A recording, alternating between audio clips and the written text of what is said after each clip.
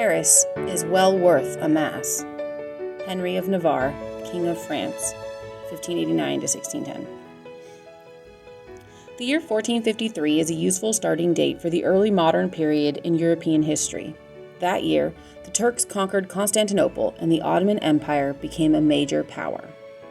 The mid-1400s saw the end of a wave of plagues, the conclusion of the 100 Years' War between France and England, and the invention of the Gutenberg printing press, followed by an increase in literacy. The Italian Renaissance was well underway. The artist and inventor Leonardo da Vinci, painter of the Last Supper and Mona Lisa, was born in 1452, while fellow artist Michelangelo, painter of the ceiling of the Sistine Chapel in Rome and sculptor of the David, was born in 1475. After the slow political and economic development of the Middle Ages, several countries in Europe were becoming powerful, wealthy nations. They were beginning to launch overseas explorations and establish colonies around the world.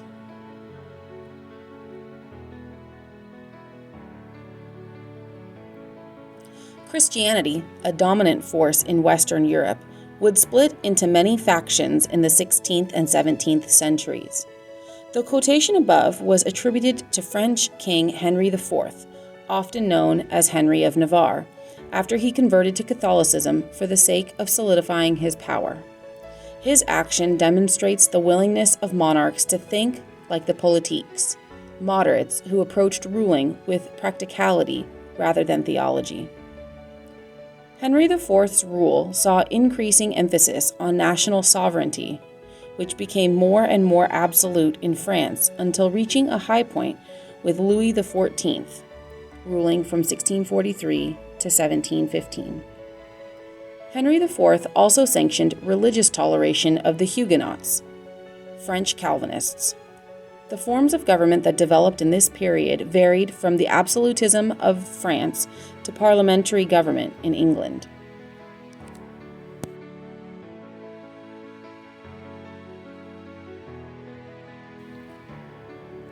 Protestant Reformation. The Roman Catholic Church faced many challenges in the European shift from feudalism to nationalism. International in organization and influence, and boasting a large bureaucracy of its own, the Church was also noted for corruption.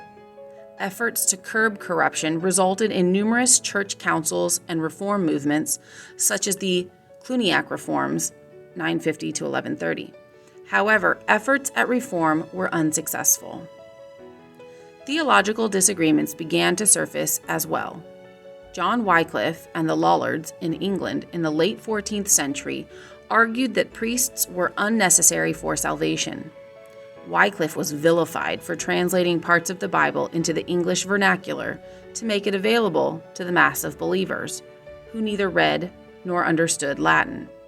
The Hussites, followers of Jan Hus in Bohemia, were declared heretics for beliefs similar to Wycliffe's. Jan Hus himself was burned at the stake. Huldrych Zwingli in Geneva campaigned for a religion that would follow the exact teachings of the scriptures. He was opposed, for example, to such ideas as celibacy of the clergy because the rule was imposed long after the scriptures were written.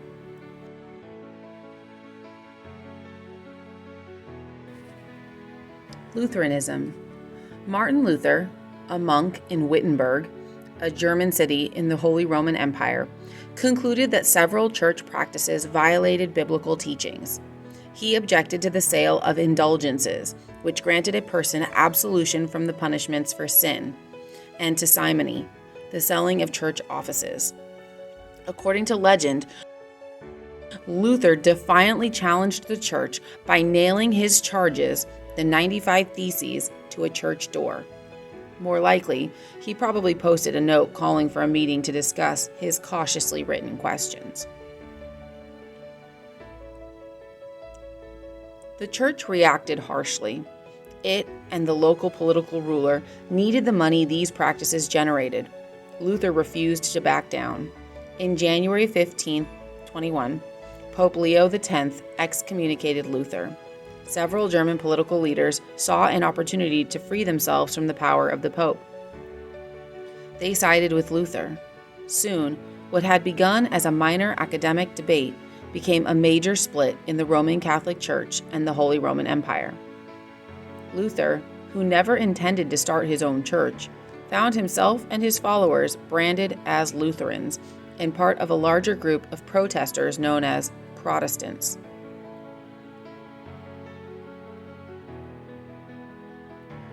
Luther was not a political or social revolutionary.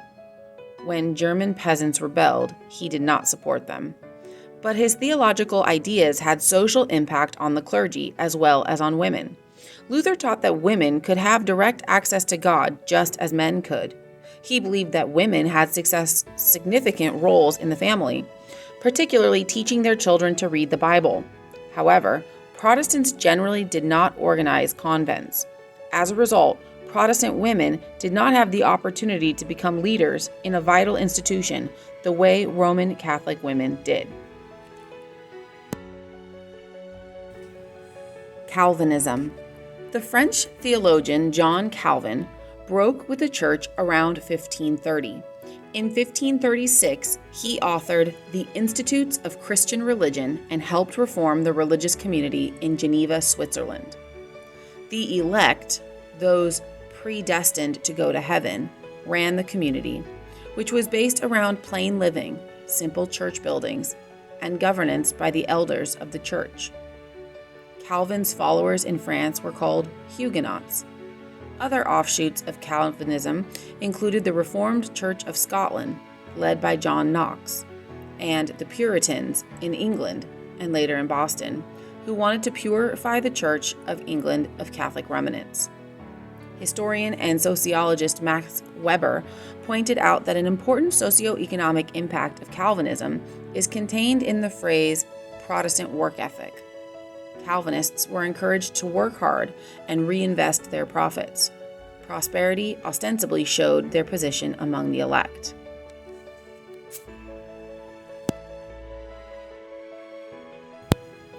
Anglicanism. The last of the three major figures of the Reformation was the King of England, Henry VIII, ruled from 1509 to 1547. Henry wanted a male heir to succeed him. So after his wife gave birth to several daughters, Henry asked the Pope's permission to annul his first marriage so he could marry another woman, Anne Boleyn. But the Pope, worried about the reaction of the very powerful Emperor of the Holy Roman Empire, Charles V, who was the nephew of Henry's wife, refused. Henry, with the approval of the English Parliament, went his own way by setting himself up as head of the new Church of England, or Anglican Church, one that would be free of control by the Pope in Rome. Two of Henry's daughters, Mary Tudor and Elizabeth I, would later rule.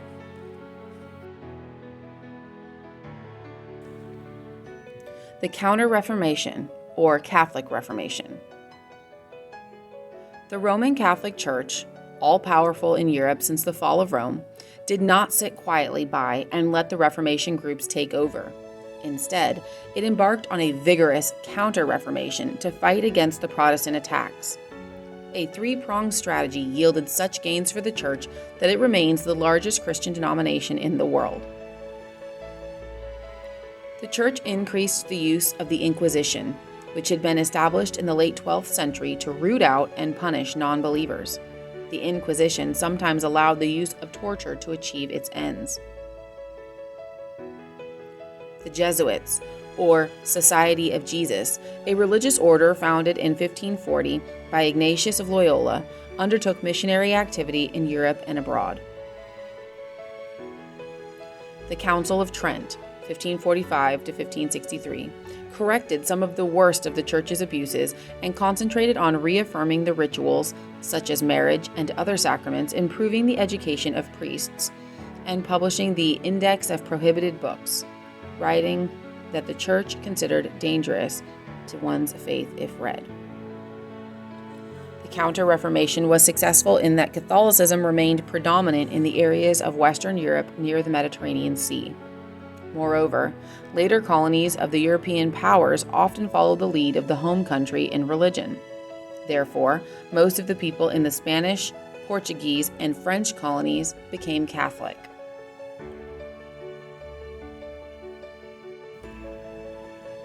Charles V abdicated as ruler of the Holy Roman Empire in 1555, discouraged by his inability to stop the spread of Lutheranism. He left Spain to his son Philip II and the Holy Roman Empire to his brother Ferdinand.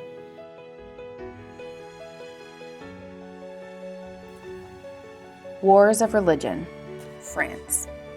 In France, Catholics and Huguenots fought for nearly half a century. Then, in 1593, King Henry IV, who had been raised as a Protestant, tried to unify the country by becoming a Catholic, reportedly saying that Paris is well worth a Mass. 5 years later, in another step to bring peace, Henry issued the Edict of Nantes, which allowed the Huguenots to practice their faith. The edict provided religious toleration in France for the next 87 years.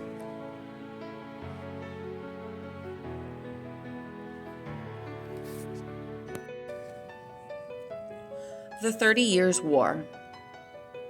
The final great religious war between Catholics and Protestants in Europe was the 30 Years' War, from 1618 to 1648, which led to the economic catastrophe for most of the continent.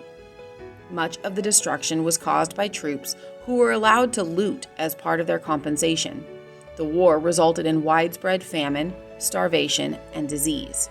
Particularly hard hit were the Netherlands, Bohemia, and the German and Italian states. The war culminated in the Peace of Westphalia, which allowed each area of the Holy Roman Empire to select one of three religious options: Roman Catholicism, Lutheranism, or Calvinism.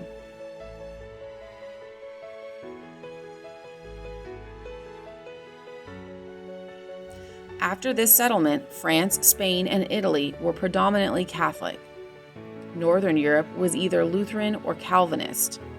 England was Protestant with a state church. The religious map of Europe remained fairly stable after this period.